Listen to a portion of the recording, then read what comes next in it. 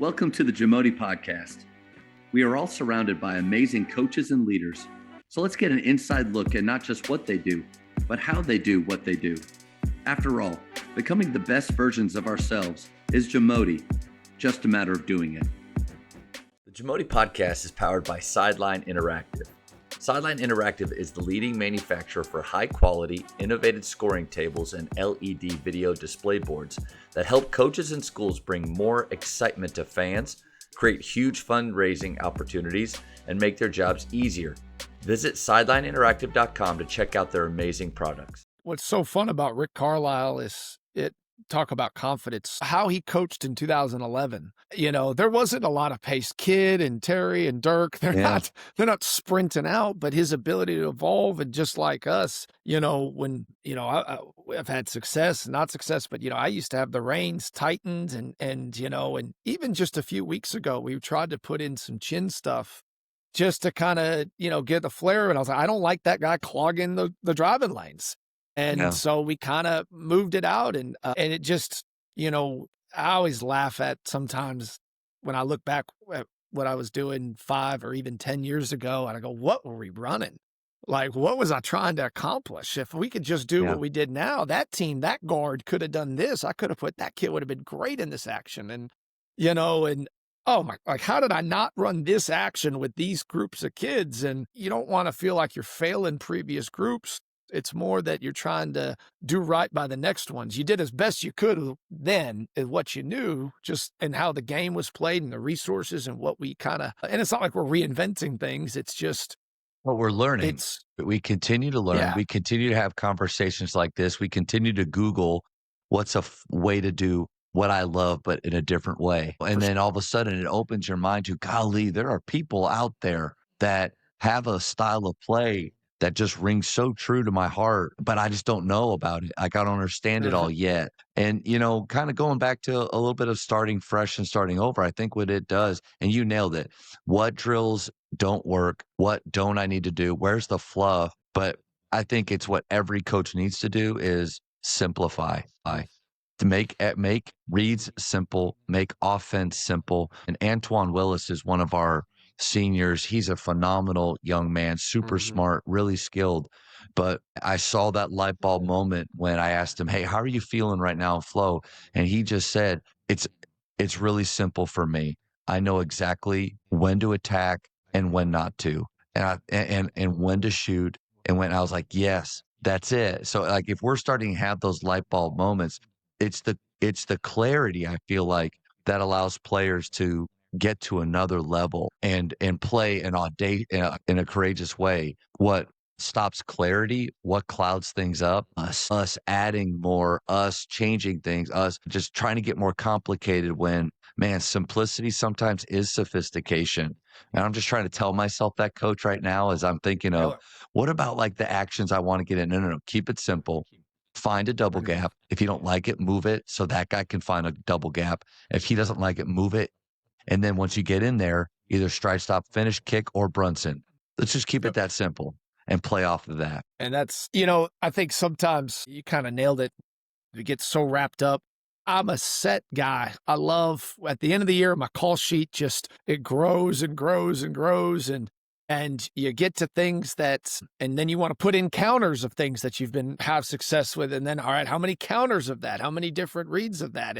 And blobs. I mean, there's nothing more fun than a great blob and a screen-to-screener, and you knock down a 3 or something. But when I was so proud, we were at a fall league game, and we've been running our blobs that we've had in for years. And one of our kids, it's out of a box alignment, and we'd had a couple fouls. There were some holdings we're trying to get. And one of our seniors, Noah Childers, is on the backside elbow. His man's just not looking at him. He just cuts to the rim, and we pass him the ball, and we lay it up. And it's just kids being confident to do things like that and not being, like you said, kind of, shackled to run this and run it a certain way. And yeah, there's set plays you got to sometimes create. You're going to go against, we're all going to go against schemes, and we want to run something that we know will take advantage. But that's why I just think, and that's like we mentioned with the Pacers and the Spurs, I still think transition might be the most underrated part of our game.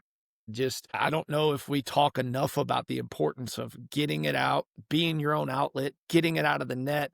And one of the things that I believe is if you can live and be elite in transition, takes care of so many things that we've spent so much time coaching. Our press break, all right? What do we do against odd front three-quarter court? Well, if we're down the floor, it doesn't exist. Let's shrink the possessions we got to break that against, and it doesn't mean we have to fly down and launch. But if we can get down, one of my favorite phrases is there's only bad things that happen to the offense in the backcourt. Nothing good has ever happened in the backcourt for the offense. Yeah. In the history of basketball. So we want to get out of that area. That arc to arc space, right? Between the two threes. Golly, how fast can we just get through that space? Because nothing's happening back here and all the good stuff is over here and all that's in our way is that court and that space. That's why I think passing it across half court is such a great standard to have. Like our goal is to pass it or up it across half court way more than we dribble across. And there's a great game for that. It's called 5 seconds to the paint. It's a PGC game where as soon as the team that's like on, or no, you can play either way.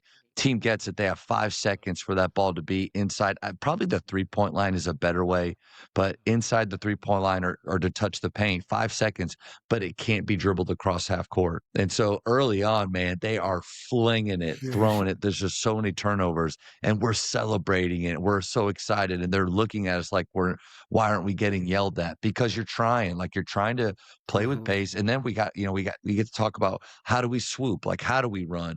Are we wide? Are we skinny? And then, defense tries to cheat it, and then you have to find another way. But right on the money with the arc to arc time.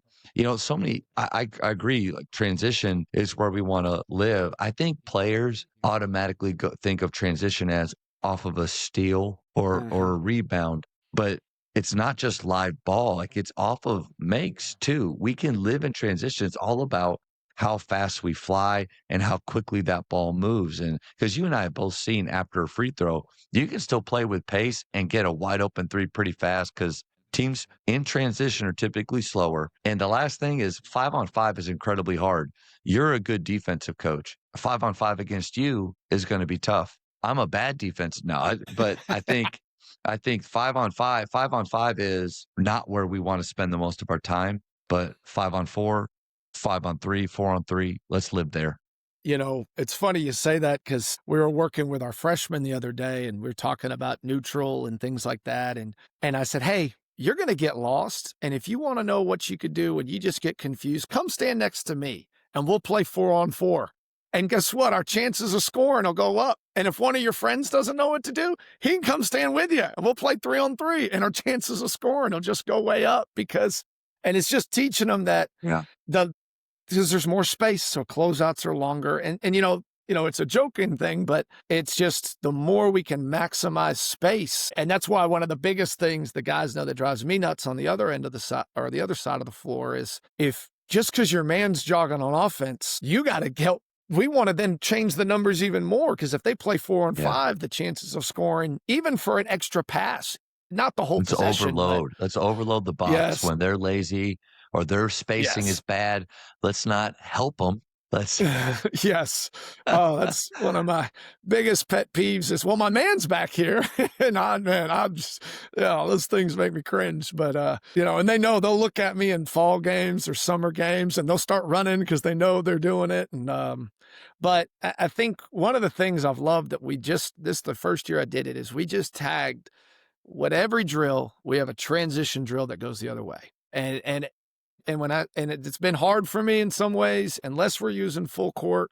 But if we're doing just a 4-out shell, sometimes, we secure the bound, we outlet it to the coach, and those 4 guys are sprinting into a 3. And we just have 4 guys passing into it, and then we're sprinting into it. Or, if we play 3-on-3 shell and we're working on one pass away, how we have our hand and gap. All right, 3-on-3 shell, we play it, and then we play 3-on-3 the other way. Yeah.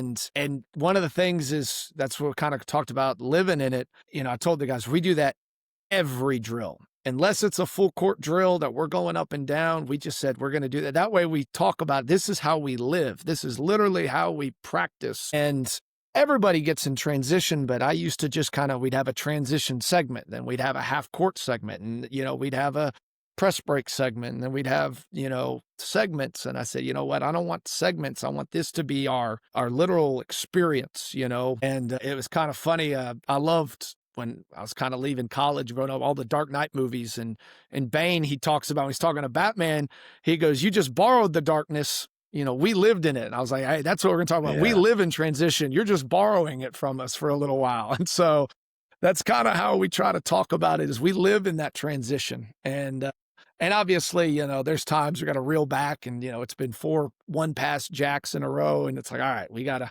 try to get something quality here. But at the same time, where we might be a little different. It might be a little different. It's just because it's, you just said it, and I'm sorry for cutting you off. You said that let's get more quality.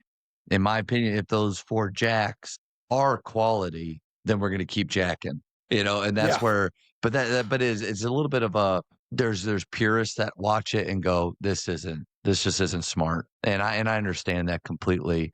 I love the Batman Bane comment. I'm going to look that up and definitely borrow that.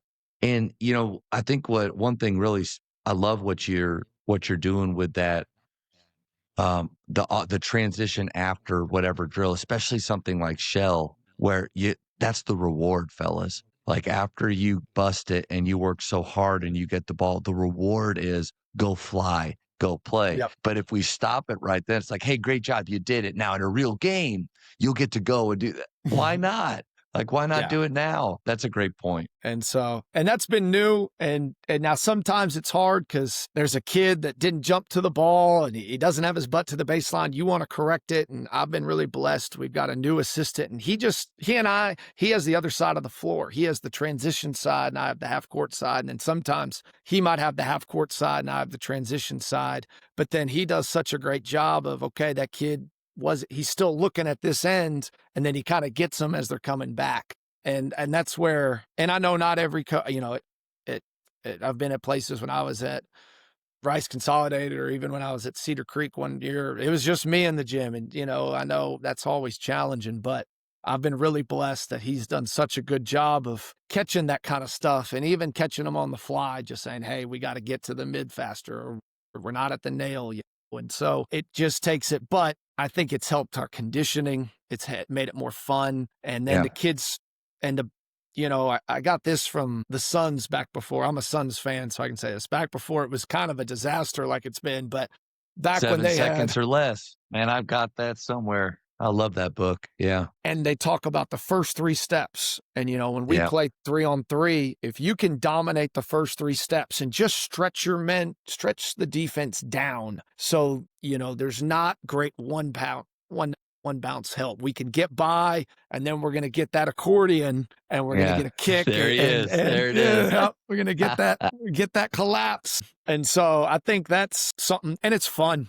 Like you said, the reward, you can tell they have fun with it. And there's days that they just, we do our scramble shell or we do our X out, and then we're gone, and it's just go. And so it just makes it so much fun. And I'll be honest, we don't have to go as long. It doesn't have to be a 2-hour and 10-minute practice. It can be an hour 40, an hour 35, because the amount that you're doing this. You're getting a ton in. Yeah. Yeah. And so it's fun to coach in. It's hard because you give up so much. And trust me, I've got all my hand signals and all that, and I still have them all, but it's so much more fun to just get the bound, one bounce, pitch it, one bounce, kick it, one more bang, And we put it on our playoff shirts last year. We call it sprint, spread, share, splash. And that's kind of, anytime there's a miss it's just sprint, spread, share, splash. Don't overthink it. Thank you for checking out today's episode. Please take a moment to subscribe to this podcast, share it with your fellow coaches, and find us on social media for what's coming up next on the JAMODI Podcast. It's just a matter of doing it.